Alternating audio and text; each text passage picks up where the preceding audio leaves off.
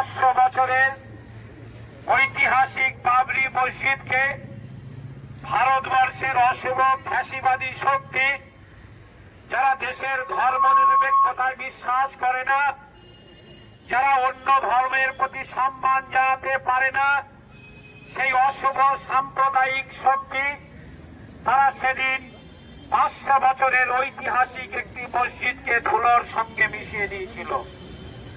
আমরা সেই দিনকে স্মরণ করে আজকে আমরা এখানে একটি প্রতীকী কালা দিবস পালনের ডাক দিয়েছিলাম।